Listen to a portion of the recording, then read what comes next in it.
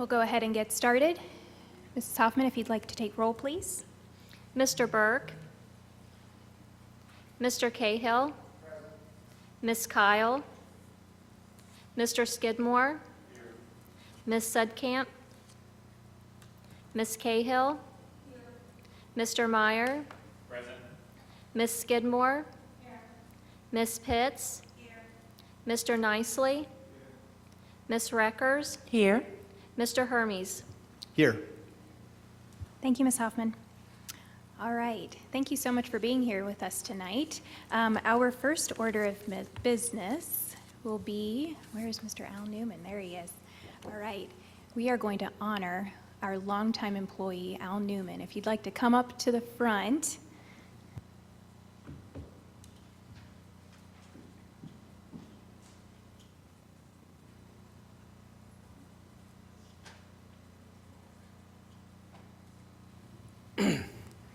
Tonight we're all here to recognize Al Newman for his 17 years of service with the city.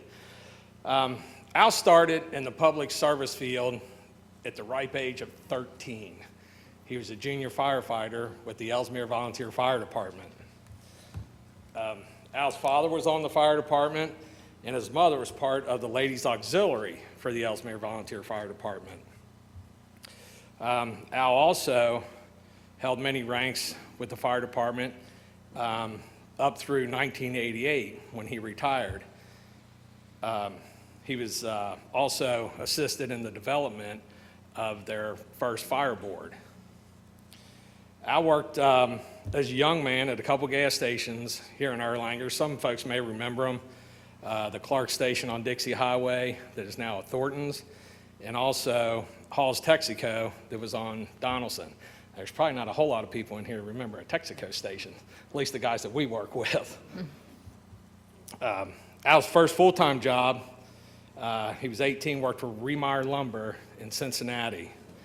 After 3 years there, Al left and went to Newport Steel. Well, it was actually Interlake Steel at the time. Years down the road, it's bought out, turned into Newport Steel. Al was with them for 23 years until his duties as a motor operator in the hot strip mill was dissolved. At that point in time, the city of Erlanger was very fortunate for Al to come on board with us in April of 2002 as a part-time employee. In November 2002, Al became full-time, and I'm telling you folks, it was a great addition to the team. You will not find a harder working, more dedicated or loyal employee than Al Newman. I know Todd has known him his whole life, Chief Brindle, and he can vouch for me. I mean, he is just an outstanding kind of guy. Al's worn many hats in his tenure here with the Public Works Department, everything from asphalt repairs, concrete work, carpentry, mowing grass, plowing snow. He's done the Christmas lights for the past few years. Picking up litter, cleaning park restrooms. No job was above or beneath Al. Not a complainer. He'll get out there and he'll give you 110% every day.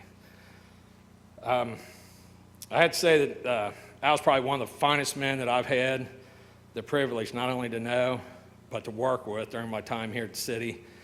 Like I said, hardworking, loyal, dependable, a great family man, and just an all-around good guy. Al, I want to thank you for your friendship, your exceptional services to the city. You're going to be missed, and congratulations. Thank you.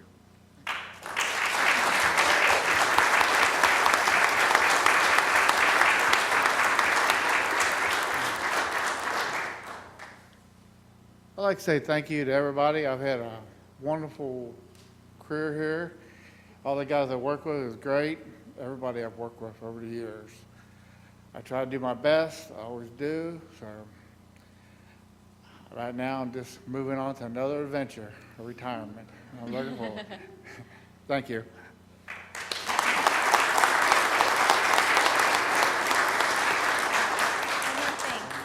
One more thing. All right. In honor of Al Newman, we have a proclamation to read. To all to whom these shall come. Whereas Albert Newman grew up in Ellesmere, and graduated from Lloyd High School. And whereas Albert Newman volunteered with the Ellesmere Fire District for 28 years, and Albert Newman began his career 17 years ago with the Public Works Department. He began as a part-time seasonal employee in April 2002 and was hired full-time in November of 2002. And Albert Newman has been a model employee in the Public Works Department. He has been promoted on multiple occasions to his current position as crew lead. And Albert Newman dedicated most of his career to the Erlanger and Ellesmere communities, and he is now looking forward to relaxing and spending time doing all the things that he loves to do. And the City of Erlanger congratulates Albert Newman on his retirement and thanks him for his dedication, service, wisdom, and friendship. Now, therefore, I, Jessica Fetty, Mayor of the City of Erlanger, Kenton County, Kentucky, do hereby proclaim July 31st, 2019 to be Albert Newman Day in the City of Erlanger, and do commend this observance to all our citizens, given under my hand and the seal of the City of Erlanger on this day, July 16th, 2019. Congratulations, Al.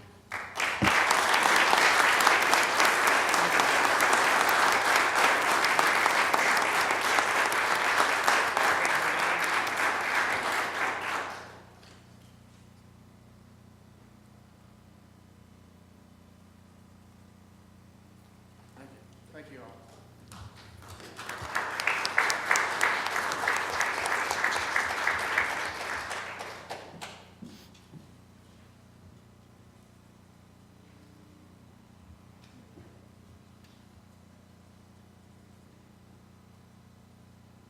Okay, the next item on the agenda is we have Patrick here from PDS.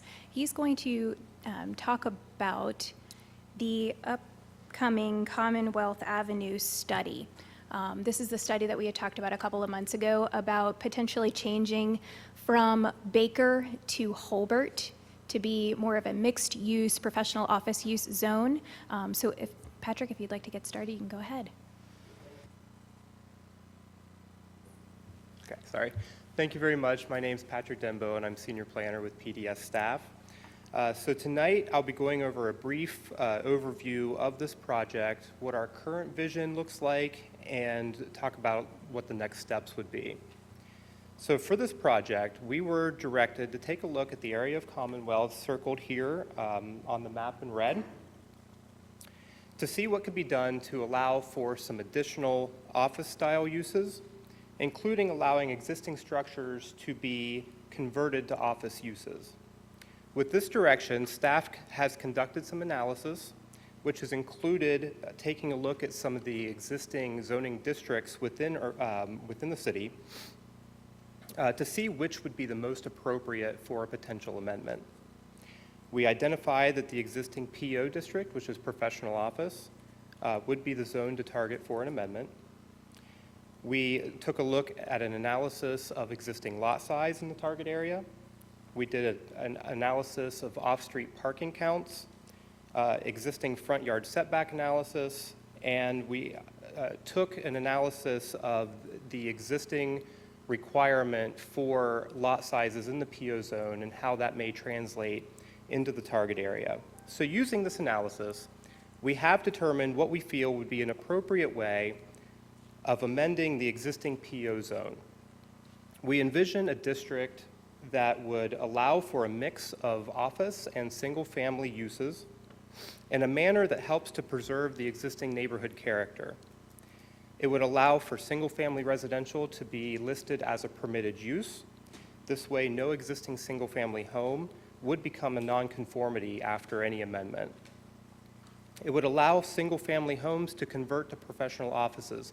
We would refer to this as an office conversion, and this would be as a permitted use. In allowing this, some exceptions from some of the normal requirements would be allowed, and again, with the goal of preserving neighborhood character, including smaller requirements for lot size, allowing existing lots to be converted to professional office, and allowing exceptions to off-street parking requirements.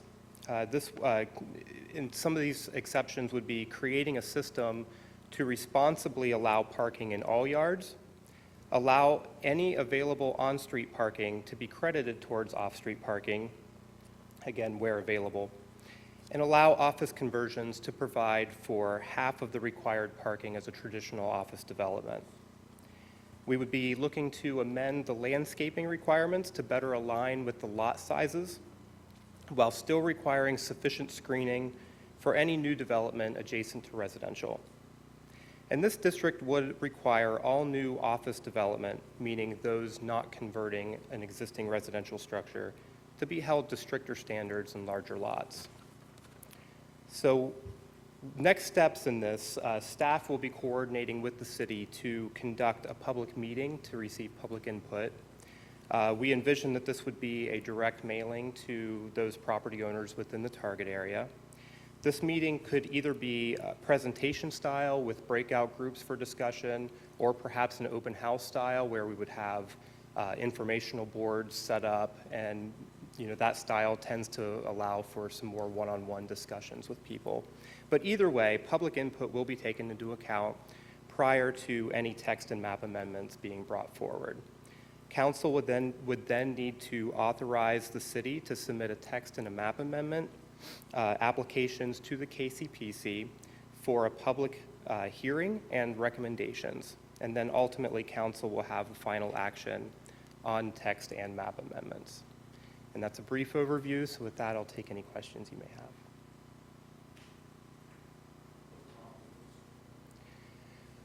We were asked to just take a look at this area by the city.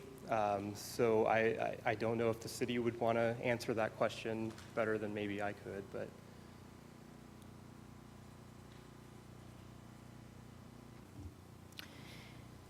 So there's let's see here, the White House. If you're looking on the left side of Commonwealth, the White House, it's probably the larger of the, okay. So there's a residence there who runs a financial institution out of his office. He is currently wanting to not have to reside there in order to run his business out of it. And in the current zoning, in a residential zone, you cannot run a business out of a residential. Now, if you look at some of the other, the attorney's office that's listed in PO, basically he's wanting to continue that down. It allows for the single-family residence as well as being able to run a financial institution, more professional office type building or business development. It could also spur on some redevelopment on the right side of the road where you see the smaller lot sizes, the potential is there for some redevelopment. So he came to me originally with this idea maybe last year sometime. I thought it was a pretty good idea and something that we deserved to take a look at it, and ran it by council to see if this is something that we wanted to bring to PDS to have a study on, and that's where we are. Any other questions? Renee? My concern is that since Commonwealth from the expressway to Dixie Highway is actually the designated detour when there's something wrong on the expressway, the road's horrible. I mean, you kind of like grit your teeth and hope that you don't break them when you go in these potholes. And Commonwealth is horrid. So, and I don't know if that when you come to widening it to do this picture that's up there on the screen, I don't know that all of that's a good idea. I mean, I think we should get the road fixed and decide where we're really at, that once it gets widened, I would think they would widen it a little bit. Those yards may not be deep enough to accommodate parking in the yard. Isn't that what was mentioned, parking in the yard?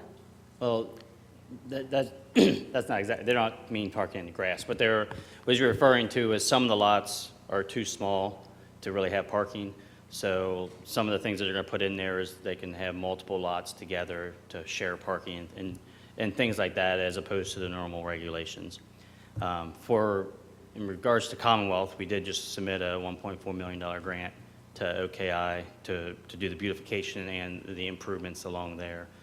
We're still working with District 6 on the widening, which, you know, in the meetings with them, we've all agreed that it's at least 10 years out before they even truly look at it, even though it is in the, you know, in their, I guess, in their vision.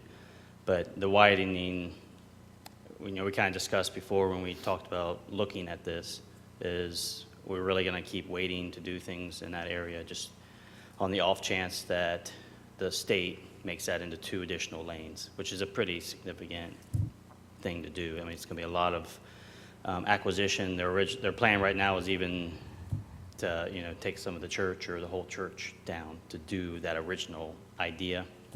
So with that being such a drastic thing, we don't really want to hinder anything that we are going. Again, with what PDS is doing, they're going to engage everybody who lives there and who's on the backside of Commonwealth, because they're going to be affected also. So they want to talk to all of them. We're not making any decisions now. We're not asking for any kind of text or map amendment. What we are looking at is PDS just to take a look and see if it's a good idea. You know, we've done everything here for the Commonwealth Station. It's a probably a logical continuation at some point in the future. That may not be this year, but it's worth looking into, and that's kind of why when we talked about this previously, to let PDS take a look at it. And then once we hear what they had to say, what the citizens had to say, then that'll be up to council to decide if we move forward with an amendment of any type. Okay, well, I've got another question along that line. I would think that that would also include the intersection of Dixie Highway and Commonwealth, What would include that? whatever this Commonwealth, it's not going that far, it's only going Baker So- and Hulbert. Yeah, so right now, you know, we talked with PDS a couple of different, I don't know what you call it, just areas that we looked at. And I think initially, the thought was just to talk about down to Hulbert and to take a look at that and to see if that makes sense. Because if that doesn't make sense, then the rest of it definitely doesn't make sense. So I think we're going to just focus on Hulbert right now, see what the planning commission comes back with. If it's something that looks good, you know, maybe we do extend it at some point, or maybe we just stick to this area and see how that works for 5 years, and then down the road we can make the decision to extend it or not. So, yeah, I mean, are we looking at other potential zones as well? I mean, to me, it makes sense if we're going to go after this. I mean, if we think that, you know, the best use of the land between Hulbert, or between Baker and Dixie Highway is something else, I think we would want to look at that holistically rather than just saying, okay, we're going to take one block at a time. I mean, I know it's a bigger chunk, but it seems You mean to, holistically as all of Commonwealth, or do you? Yeah. Okay, yeah. okay. And that's an option, that's just. I mean, it doesn't last mean time we that, you talked. know, it's going to get redeveloped and we're going to have a, you know, Walmart supercenter there or anything Right. else. But, I mean, are we limiting ourselves by saying we just want professional office if we think there's a grander vision for, you know, what could be between the interstate and Dixie Highway? And I think we owe it to at least have some additional discussion about it, not pencil ourselves into, you know, one small additional use. I don't think we're penciling ourselves in, but I mean, we can extend it if that's what council would like to do. I think once you study this area, I don't think there's going to be a whole lot of difference on the other blocks. We can always expand this later on to talk to more citizens if it is something that council wants to look at before passing any kind of text or map amendments. And certainly part of the public input that we would be wanting to receive is, you know, engaging the folks that live here and asking them, what uses do you want to see, you know, within your area, and kind of build it from there. So with the work that PDS has done so far, was it just looking at how do we fix this one request, or was it, you know, really what is the best use of that land throughout the whole stretch?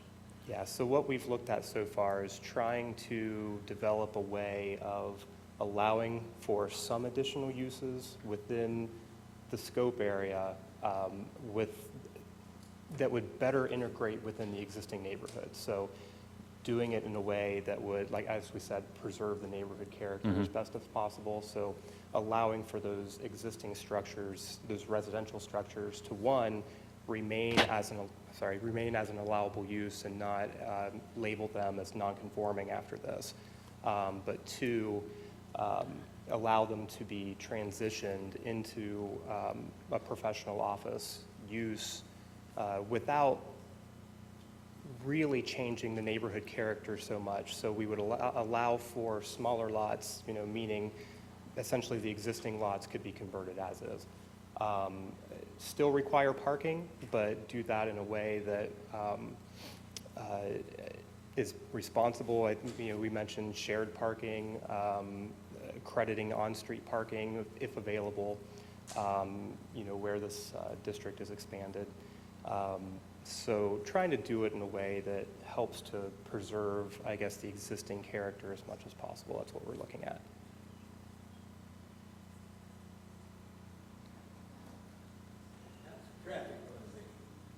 Hey, Don, could you hit your microphone? How's the traffic going to be? We don't know right now. It's part of PDS's analysis. We're still way ahead. This is just talking about the analysis that PDS is going to be doing on this, and traffic will be addressed in their analysis. So we'll have that answer for you after they've taken a look at it. Yes, ma'am. Don't you think you should be looking at the traffic? That's Also- exactly one of the aspects that they're looking at. Yes, sir. Okay. I just think with Commonwealth being the designated detour route for the expressway, whenever there's anything shut down, it's an awful lot of traffic, the expressway and all of that is putting on Commonwealth. So I don't know how this is all going to work, but I'll keep an open mind. Isn't it going to be like doctor's offices, lawyers, financial planners, things of that nature? Like, they're not going to be high volume. I would think that, well, we'll wait until we see the study, but one would think it's not going to increase traffic much, if any. But if you get 8 or 10 businesses like that, you've got 30 or 40 cars. So, I mean, like I said, I'll keep an.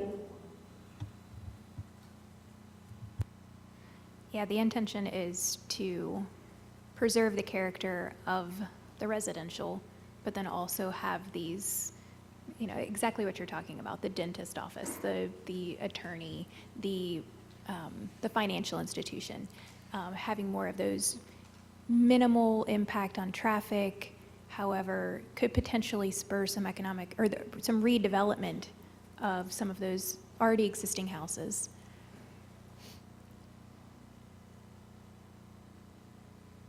Any other questions? Okay. Thank you well, so thank much for you. being here. Appreciate it. You're welcome. So when will residents get a chance to hear about this?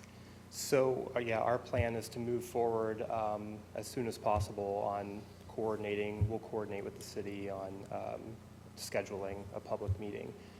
Again, we're thinking it's going to be direct mailing to all the folks that are going to be affected in this area as far as the notice goes. Obviously, we can work with websites and things like that too, but To make as soon as sure as many possible. of them as can get there to give, Yeah. and it'll be a forum where they can talk and express their opinions? Absolutely. Okay.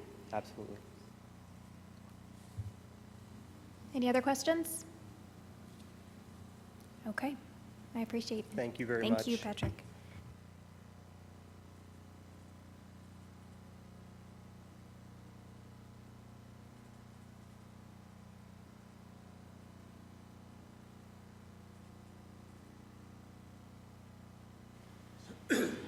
Okay, I want to briefly, I don't know how many of you in the audience are here today for the rain event that took place yesterday. I don't know how many of you are aware of the situation, but I just wanted to give you some information prior to we wrapping up tonight. So we've compiled a tremendous amount of photos and videos from police, fire, and public works that have been taken during the event and after the event. We also save those photos and that have been sent to us from residents, as well as any photos that have been posted on social media. We've tagged each of those photos with the corresponding addresses, and we are planning to contact SD1, and we're preparing the documentation for District 6 regarding Stevenson Road. So just please know that we are aware of the situation, and I want to thank our fire department, our public works, and our police department for all their efforts last night, because it was really a team effort. Everybody was out in the streets doing what they needed to do, and I greatly appreciate it, and I know that our citizens greatly appreciate it as well. So if you guys have any further questions, please feel free to reach out, and also contact our Public Works Department at 727-3893. And with that, we'll go ahead and close the meeting. Thank you, guys. Have a great evening.